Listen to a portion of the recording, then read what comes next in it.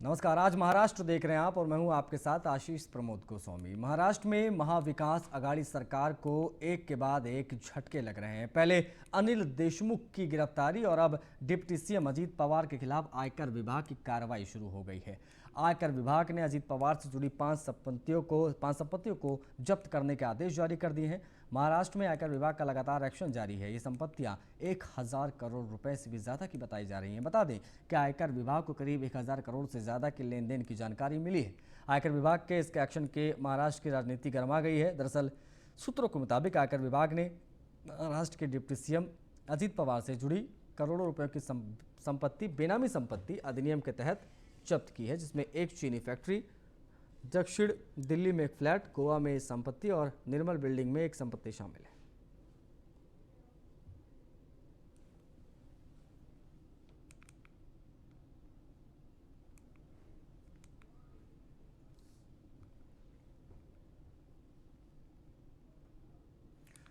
सौ करोड़ की वसूली मामले में आरोपी महाराष्ट्र के पूर्व गृह मंत्री अनिल देशमुख को स्पेशल पीएमएलए कोर्ट ने 6 नवंबर तक ईडी की कस्टडी में भेज दिया है। देर रात देशमुख को तकरीबन 13 घंटे की पूछताछ के बाद गिरफ्तार किया गया था। अदालत ने देशमुख द्वारा कस्टडी में घर का खाना देने और पूछताछ के दौरान उनके वकील को उनके पास रहने की अर्जी मान ली है। ईडी की कस्टडी में अब देशमुख की दिवाली मनेगी। प्रवर्तन निदेशालय ने 14 दिन की कस्टडी मांगी थी। स्पेशल पीएमएलए कोर्ट में जज पीबी जाधव ने दोनों पक्षों की दलीलें तकरीबन 3 घंटे तक सुनी।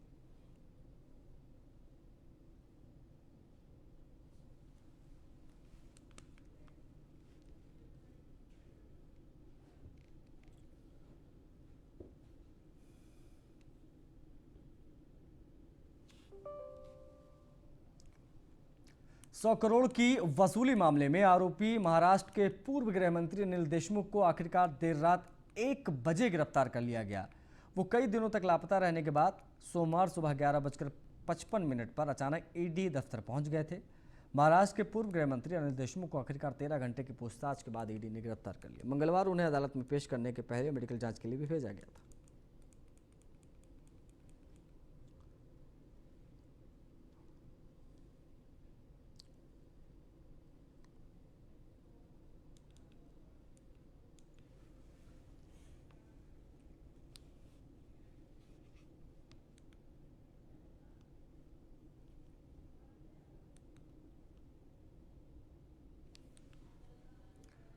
शिवसेना सांसद संजय राउत ने केंद्र सरकार पर आरोप लगाते हुए कहा है कि परमबीर सिंह केंद्र सरकार की मदद के बिना देश छोड़कर भाग नहीं सकता है। विजय माल्या, नीरव मोदी, मेहुल चोकसी और परमबीर सिंह सबको केंद्र सरकार ने ही भगाया है।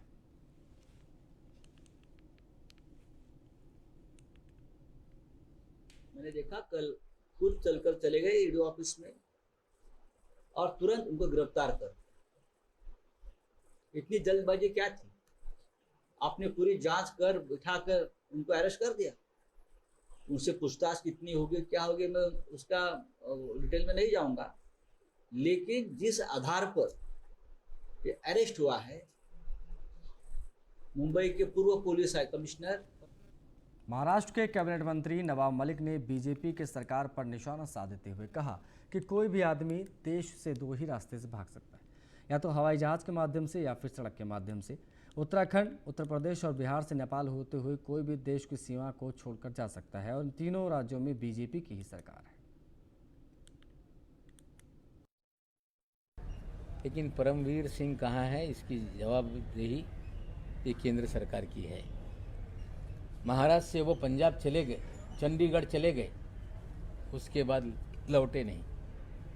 कहा यह भी जा रहा है कि वे विदेश में, तो भागने के 3 ही रास्ते हैं।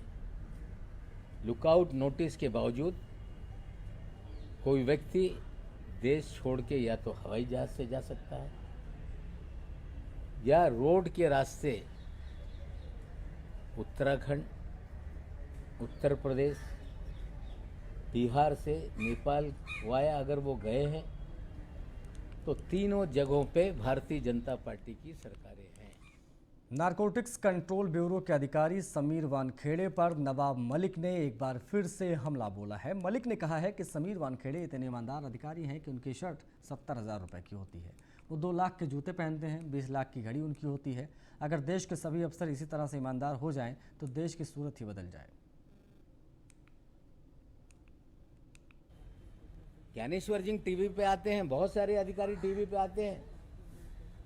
किसी भी अधिकारी का शर्ट 1,500 रुपये से महंगा नहीं, लेकिन समीर वानखेड़े की शर्ट 70,000 रुपये की क्यों होती है? हर दिन नया कपड़ा पहन के क्यों आते हैं? मोदी साहब से भी आगे निकल गए। पतलून लाख रुपए की, पट्टा 2 लाख रुपए का, जूता 2.5 लाख रुपए का, घड़ी 50 लाख रुपए की, 25 लाख रुपए की, 30 लाख रुपए की। एक अपराइड अफसर, मैं सारी तस्वीरें आप लोगों को दे दूंगा। अगर जिस तरह के कपड़े इन तमाम दिनों में उन्होंने पहने, उसकी कीमत ही 5-10 करोड़ रुपए की है। क्या ईमानदार अफसर 10 करोड़ के कपड़े पहनता होगा?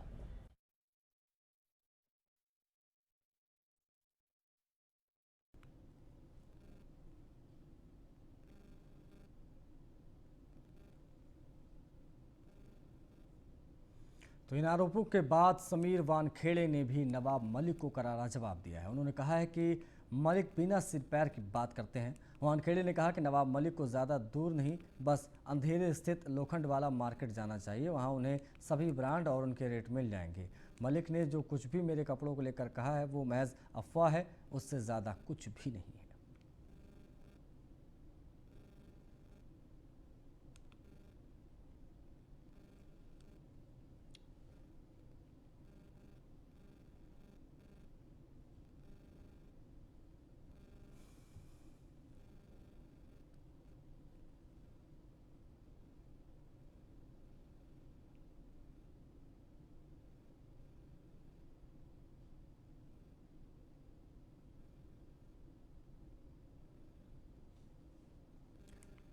केंद्र शासित प्रदेश दादर और नगर हवेली से 7 बार सांसद रहे मोहन डेलकर की पत्नी कलावती डेलकर ने 51,000 वोटों से उपचुनाव में जीत दर्ज की।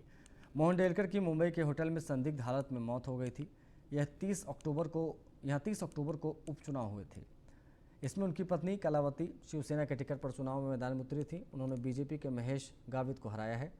कांग्रेस के महेश हुड़ी इस सीट पर तीसरे नंबर पर रहे।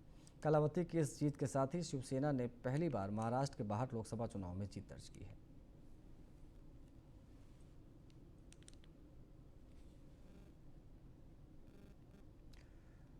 उधर महाराष्ट्र के कोल्हापुर जिले के खोची गांव से एक दिल दहला देने वाली घटना सामने आई है। यहां 6 साल के बच्चे के साथ दुष्कर्म करके उसकी हत्या कर दी गई। इस घटना से जिले के लोगों में काफ़ी गुस्सा है, आक्रोश है।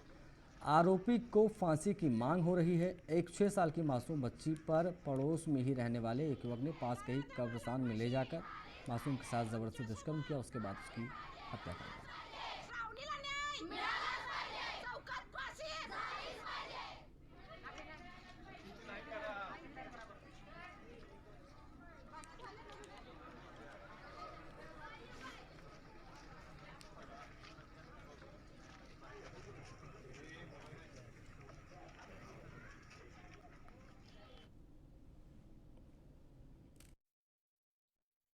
वडगांव पुलिस स्टेशन के इलाके में कोचे गांव में 6 साल की बच्चे के ऊपर जबरी बलात्कार करके उसका मर्डर किया हुआ ऐसी घटना सामने आई है। तो इसके चलते हमने आरोपी को अपने कस्टडी में लिया है और जो प्राइमरी इन्वेस्टिगेशन है उसमें वो प्रदीप उर्फ बंदा पवार इसने ये क्राइम किया है। ये जो सामने आया उसके बाद उसको हमने कब्जे में लिया है, उसको अरेस्ट किया है। तो त्योहारों के समय कोरोना के नए मामले बढ़ने की आशंका विशेषज्ञों ने पहले ही जताई थी। इसी आशंका के बीच एक राहत भरी खबर सामने आई है। 18 महीने यानी 540 दिन बाद सोमवार को राज्य में कोरोना के नए मामले में कमी देखने को मिली है। राज्य में कोरोना के 809 नए मरीज मिले हैं। इसकी पहले 2020 में 3 मई को सबसे कम मामले 678 मिले थे। इसके साथ ही सोमवार को 18 महीने बाद राज्य में कोरोना से सबसे कम मौतें भी हुई थी।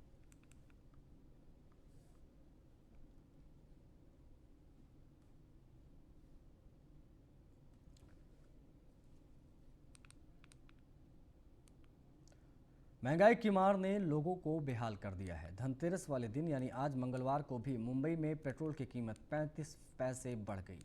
ईंधन की कीमतें लगातार आसमान छू रही हैं। हालांकि आज डीजल के दाम पर कोई भी प्रभाव नहीं पड़ा है। वहीं देश की आर्थिक राजधानी मुंबई में पेट्रोल की कीमत 115 रुपये 85 पैसे है और डीजल की कीमत 106 रुपये 62 पैसे है।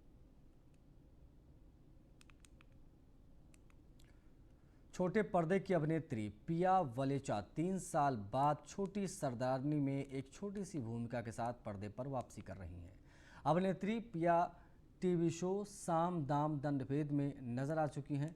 अभिनेत्री पिया वलेचा ने मीडिया से बात करते हुए कहा कि मुझे टेलीविजन से 3 साल का ब्रेक लेने पर पछतावा है।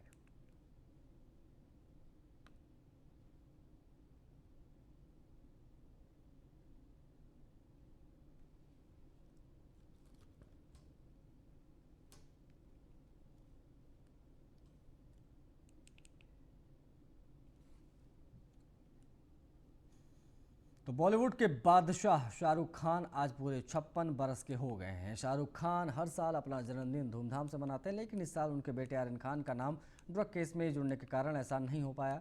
लेकिन बेटे को जमानत मिलने के बाद अब शाहरुख के जन्मदिन पर उनके घर मन्नत को लाइट से सजा दिया गया। मन्नत की हर मंजिल को खूबसूरत लाइट से सजाया गया। ये लाइट शाहरुख खान के जन्मदिन से ठीक एक दिन पहले लगाई गई थी।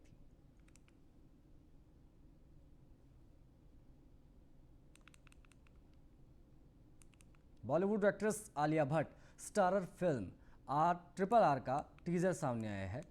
फैंस को फिल्म का टीजर खूब पसंद आ रहा है। आपको बता दें कि फिल्म RRR एक पीरियड ड्रामा फिल्म है। इस फिल्म में आलिया का अलग किरदार देखने को मिलेगा। ट्रेलर इतना ज़्यादा अमेजिंग है कि आपको इसके बारे में ज़रूर जानना चाहिए।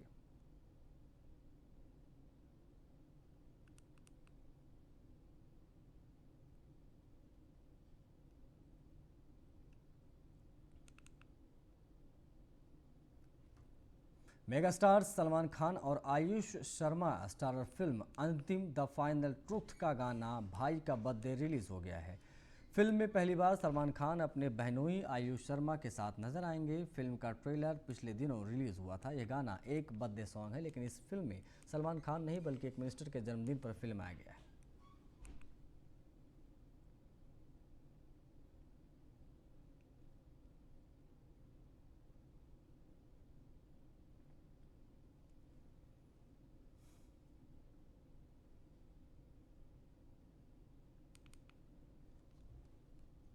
अब बात शेयर बाजार की, तो भारतीय शेयर बाजारों में धनतेरस पर आज मामूली ही गिरावट देखने को मिली।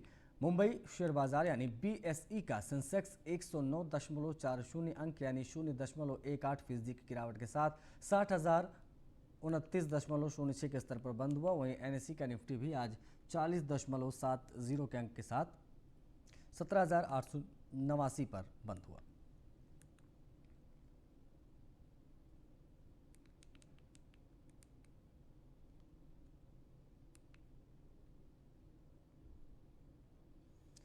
बॉलीवुड निर्माता साजिद खान पर्दे पर लौटने के विचार के साथ काम कर रहे हैं और अगर सब कुछ ठीक रहा तो अगले साल जॉन अब्राहम और रितेश देशमुख के साथ साजिद खान एक बार फिर से फिल्म का निर्देशन करेंगे। साजिद ने सैफ अली खान, रितेश देशमुख, बिपाशा बसु, गुप्ता, अभिजीत फिल्म हमशक्ल 2014 के बाद किसी फिल्म में निर्देशन नहीं किया था।